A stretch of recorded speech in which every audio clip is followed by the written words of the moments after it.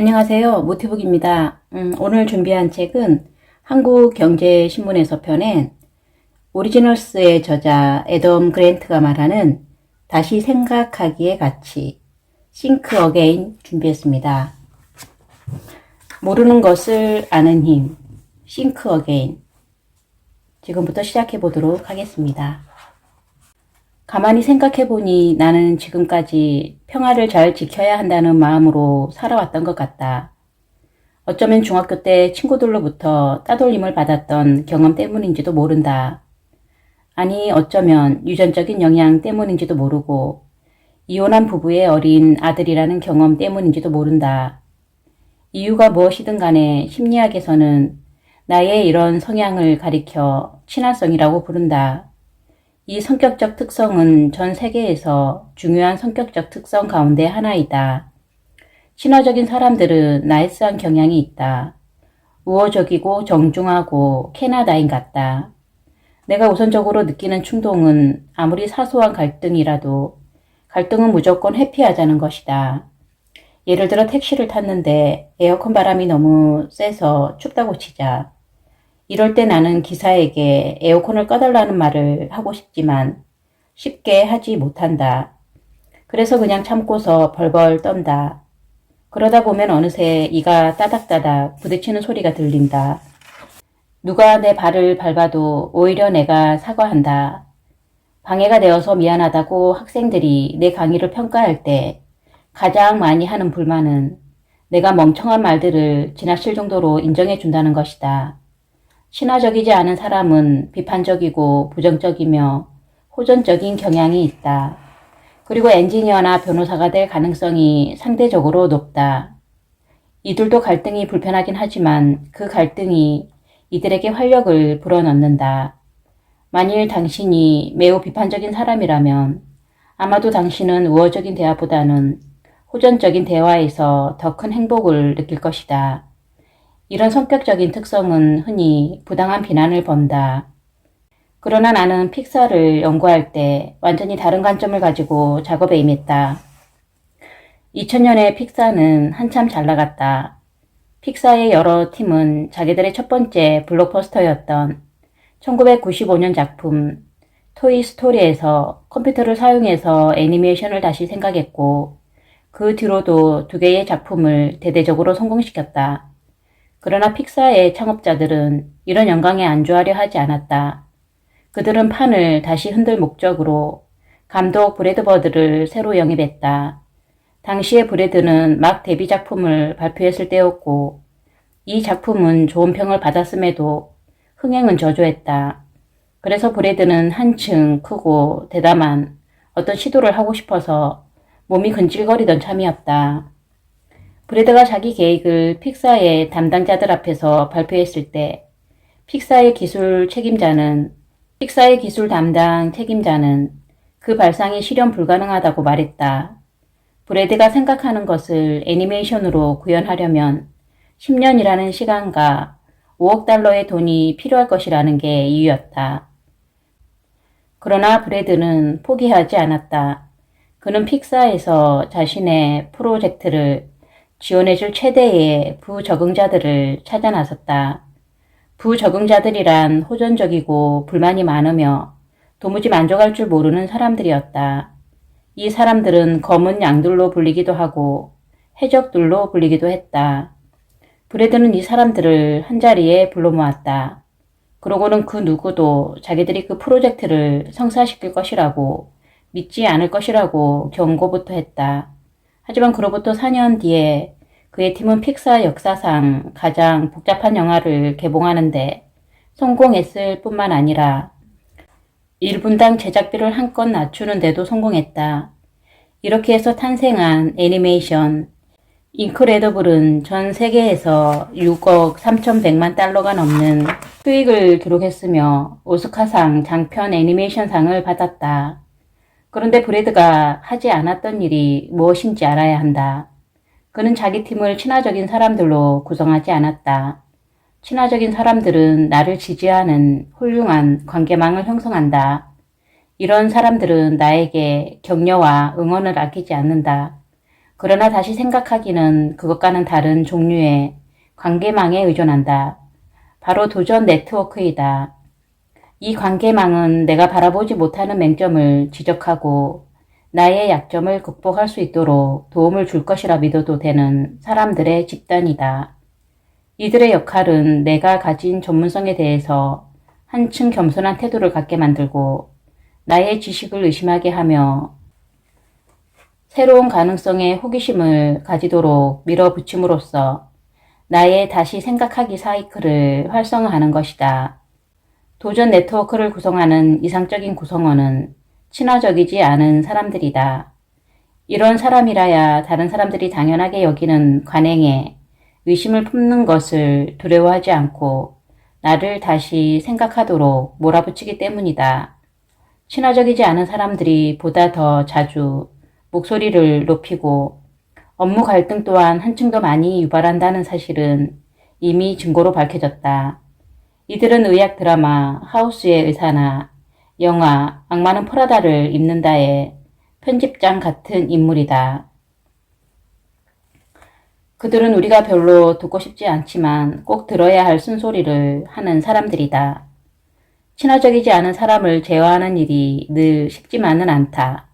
그러나 특정한 조건들이 충족되기만 하면 도움이 된다. 석유 시추 기업이나 기술 기업을 대상으로 한 여러 연구는 사람들의 목적 의식이 분명하고 주변의 지지를 받고 있다고 느끼는 경우에만 불만족이 창의성을 증진시킨다고 주장한다. 그리고 문화적인 부적응자들은 다른 동료들과 강력한 유대감을 가질 때 가치 있는 성과를 낼 가능성이 높다고 주장한다. 픽사는 브래드가 합류하기 전부터 재능 있는 사람들이 자기 영역을 확대해 나가도록 그들을 장려하는 회사라고 정평이 나 있었다. 픽사의 예전 영화에서는 장난감, 벌레, 괴물 등이 등장인물로 나왔는데 이런 캐릭터는 애니메이션으로 제작하기가 상대적으로 단순하고 쉬웠다.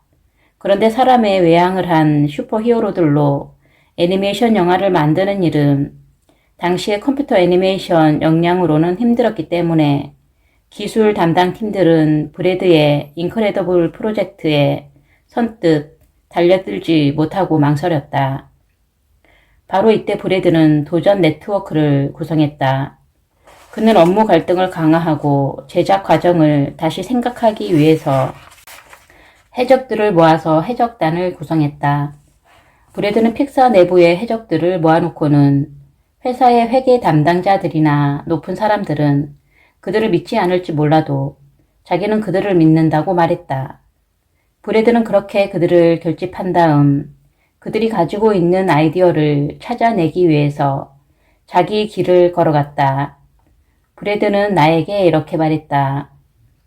나는 불만이 많은 사람을 원합니다. 왜냐하면 이런 사람이야말로 일을 더 잘하는 방법을 알고 있는데 그렇게 할 수 있는 길을 찾지 못해서 애를 먹거든요.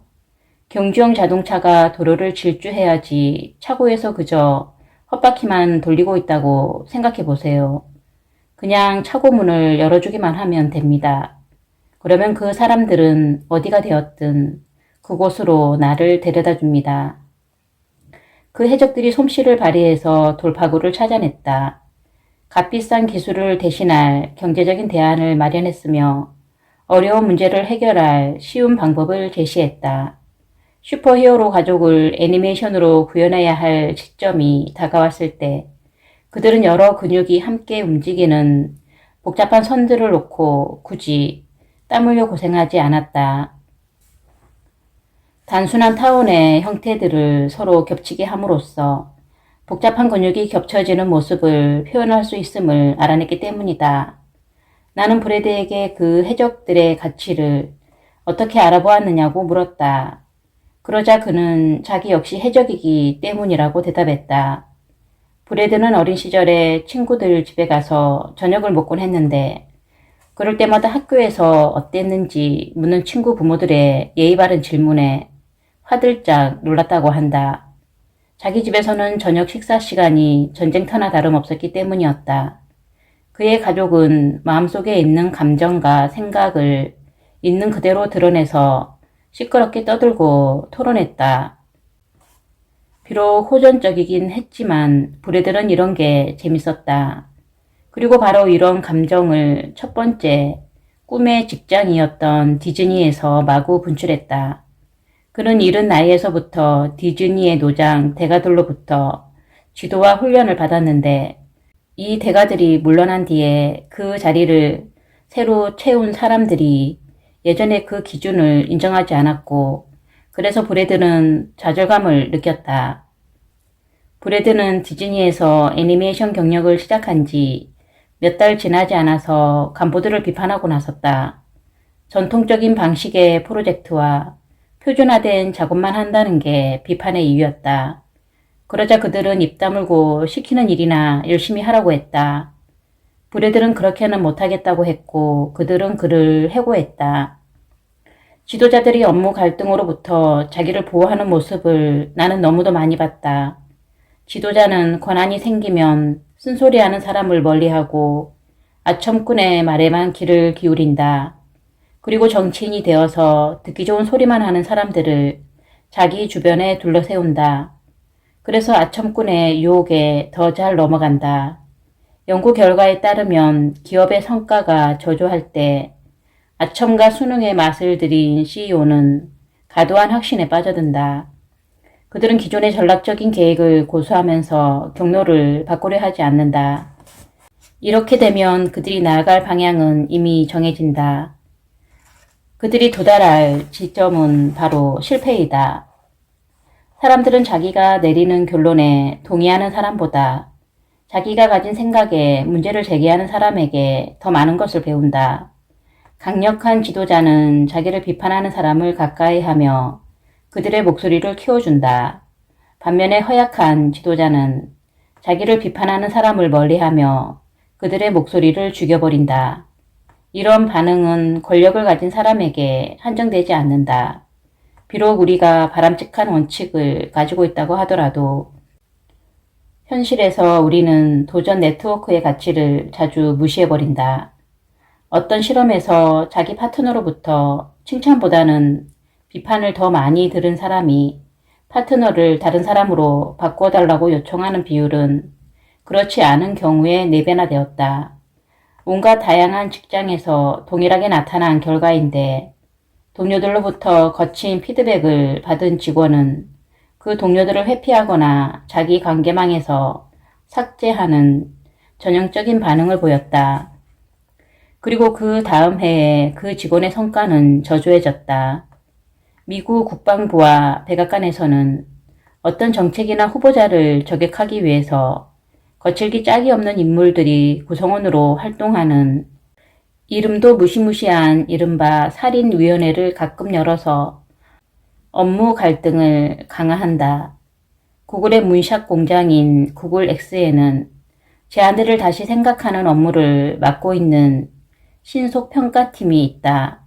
이 팀의 구성원들은 독립적으로 평가 점수를 매기며 대담하면서도 성취 가능하다고 드러난 제안만 통과시킨다.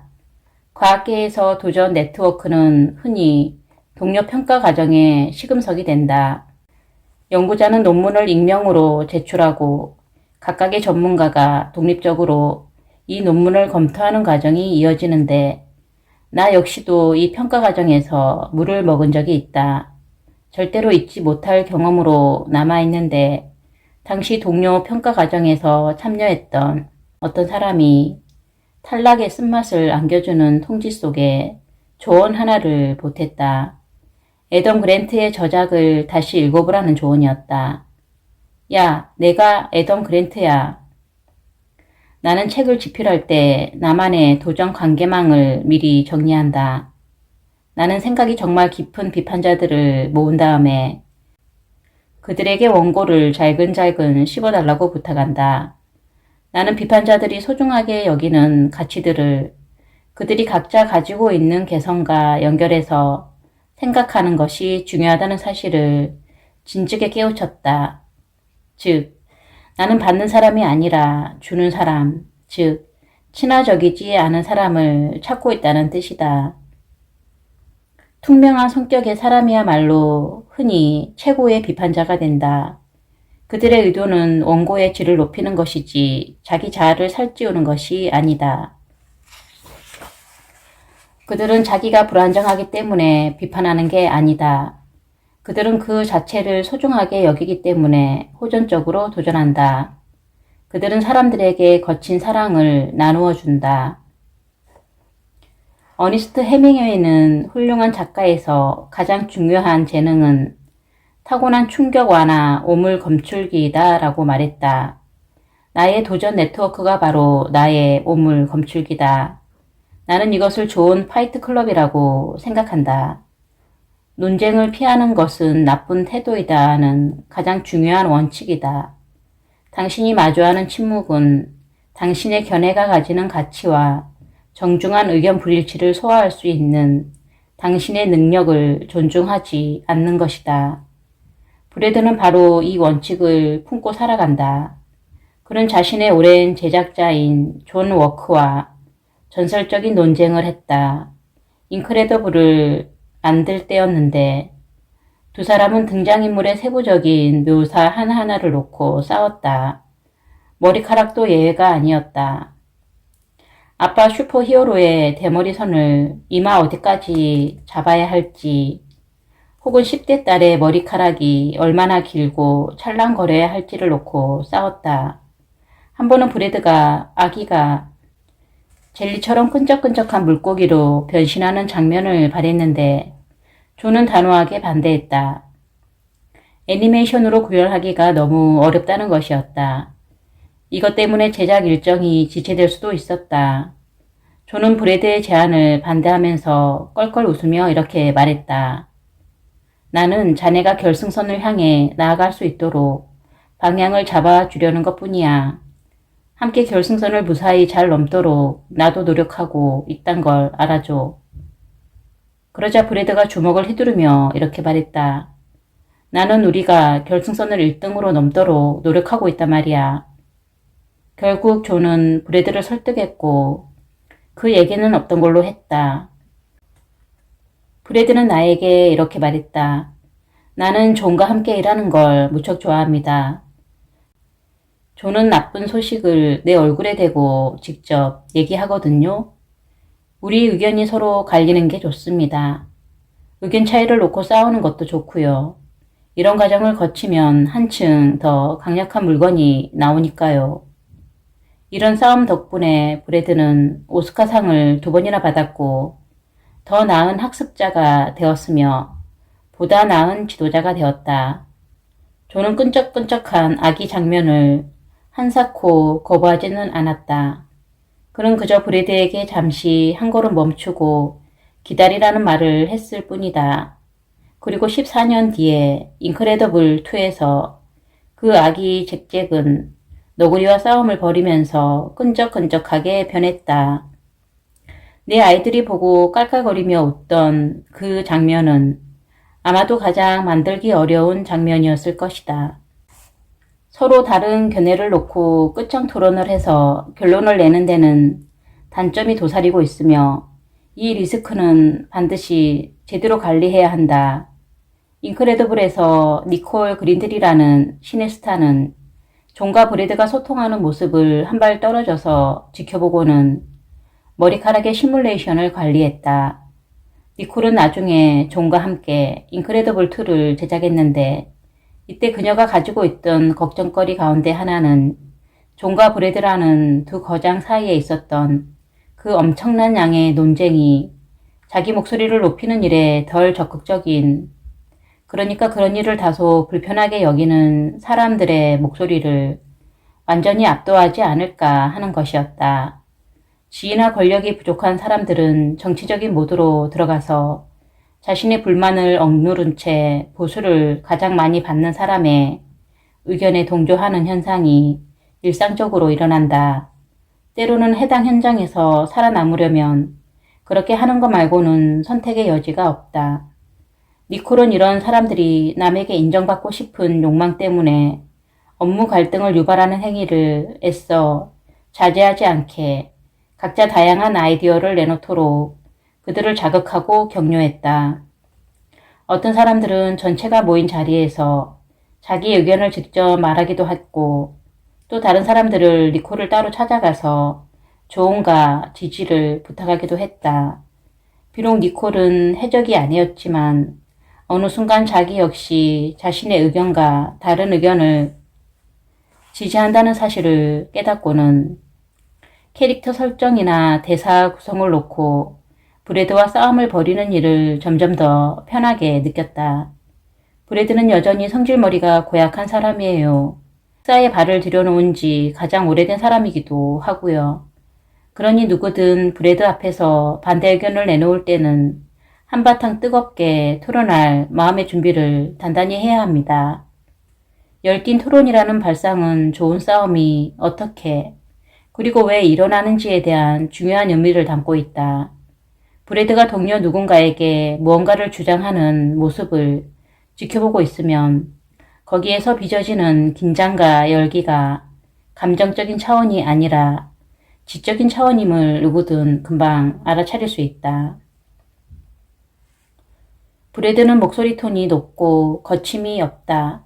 그렇다고 전투적이거나 공격적이지는 않다. 그들은 의견 불일치 그 자체를 위해서 다른 의견을 내놓지는 않는다. 여기에 대해서 니콜은 다음과 같이 설명한다.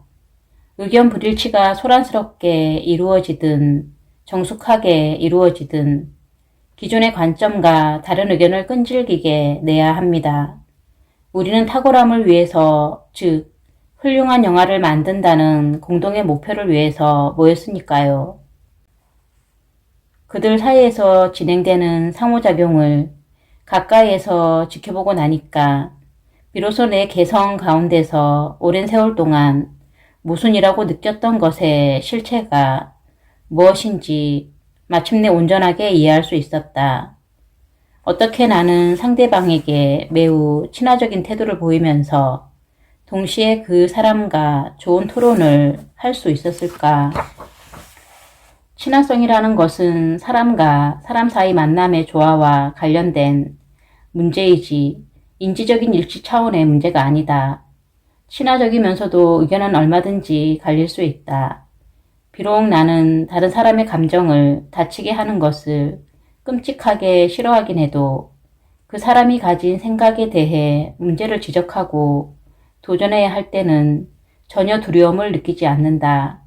사실 내가 어떤 사람과 논쟁을 한다는 것은 그 사람을 향한 존경의 감정을 표현하는 것이지 그 반대의 감정을 드러내는 게 아니다.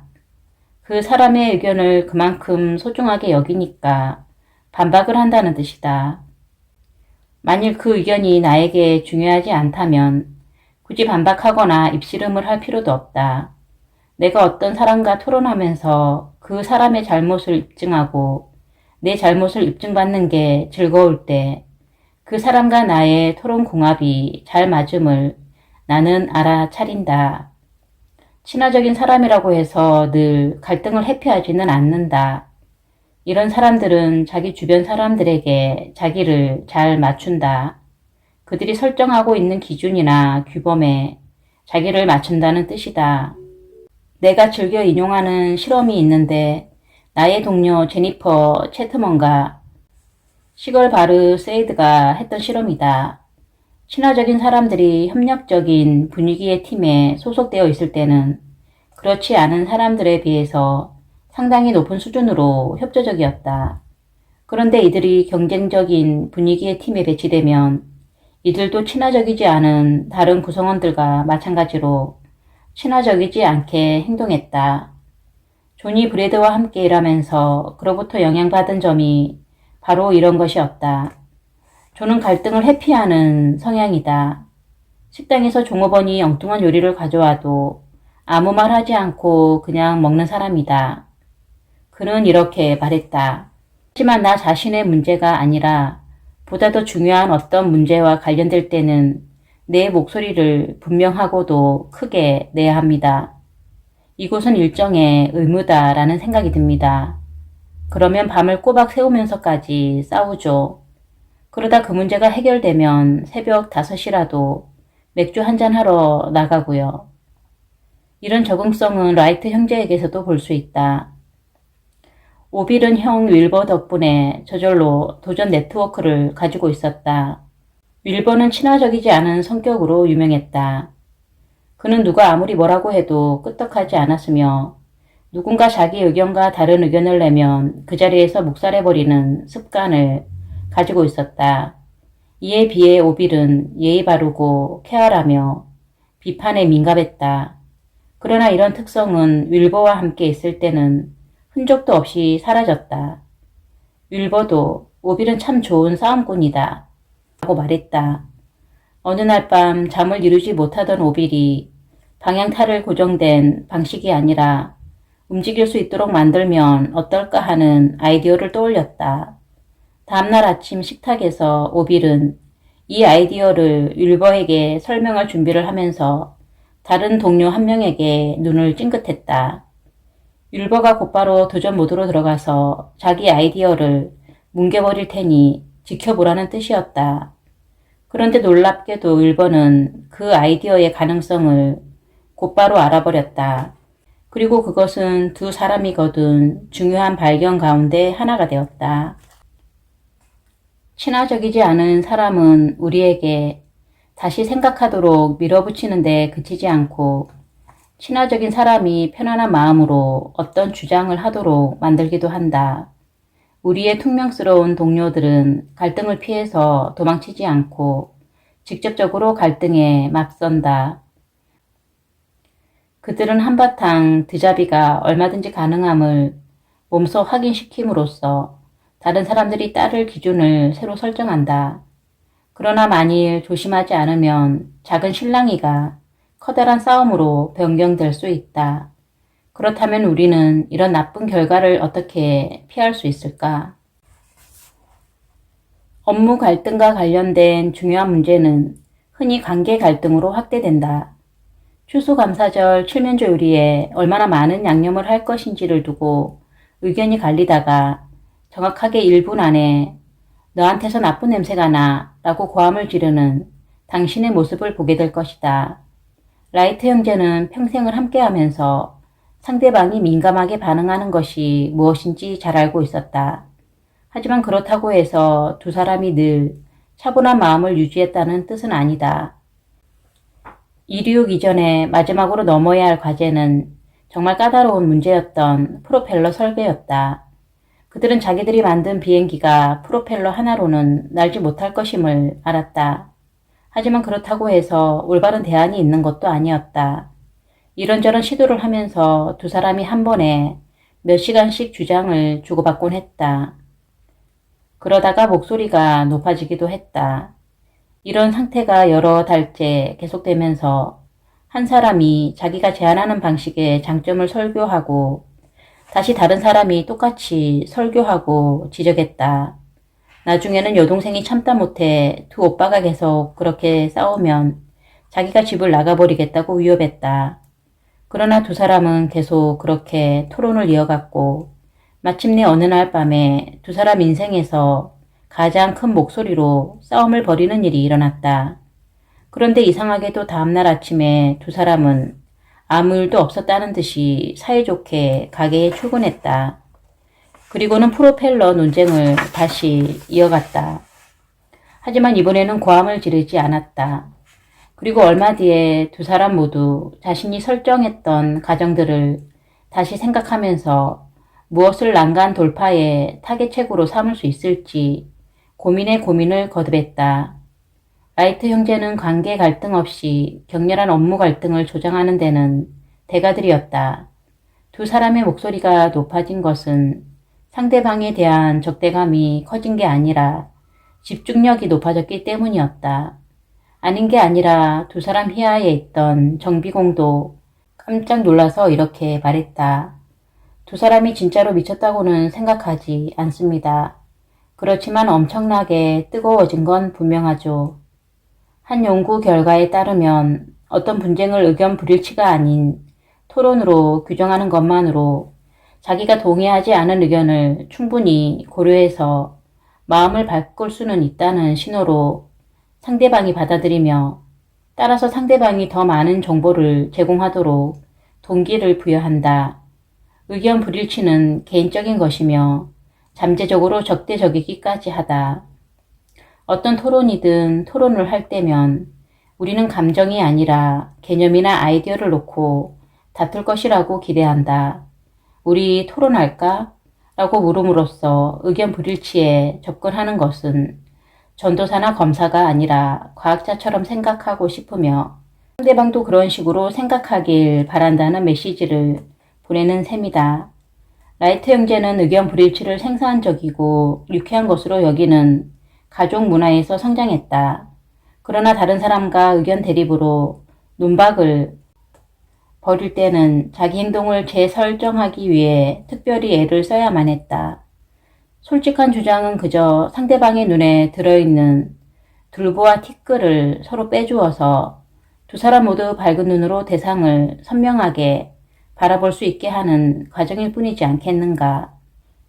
윌버가 항공술과 관련된 의견을 격렬하게 나눈 끝에 마음을 다친 동료에게 보낸 편지 가운데 일부분이다.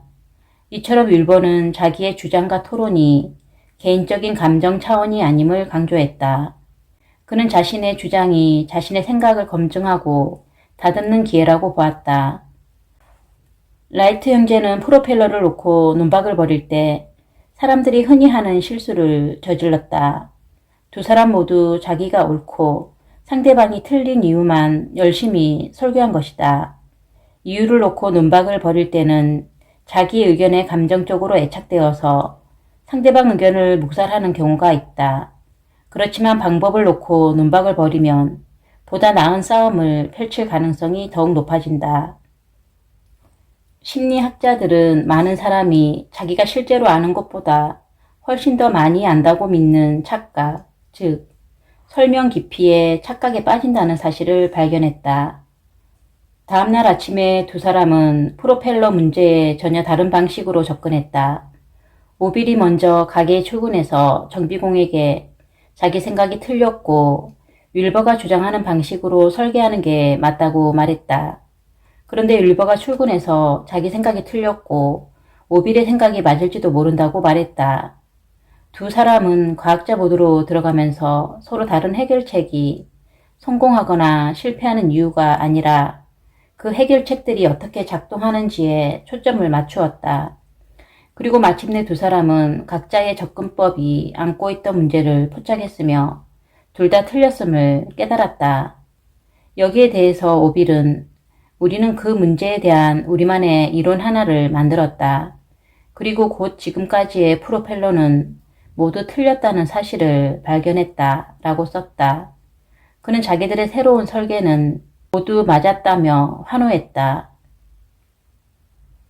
더 나은 해결책을 마련한 뒤에도 형제는 그 해결책을 놓고 다시 생각하는 가능성을 여전히 열어두었다. 키티호코에서 두 사람은 그게 올바른 해결책임을 확인했다. 두 사람은 자신들의 비행기가 프로펠러 하나를 필요로 하지 않음을 알아냈다. 사실 그 비행기는 회전 날개처럼 기능하기 위해서 반대 방향으로 돌아가는 두 개의 프로펠러가 필요했다. 이것이 바로 업무 갈등이 빚어내는 아름다움이다. 커다란 논쟁에서 우리가 넘어서야 할 대상은 아름다운 포장이 아니라 프로펠러의 갈등이다.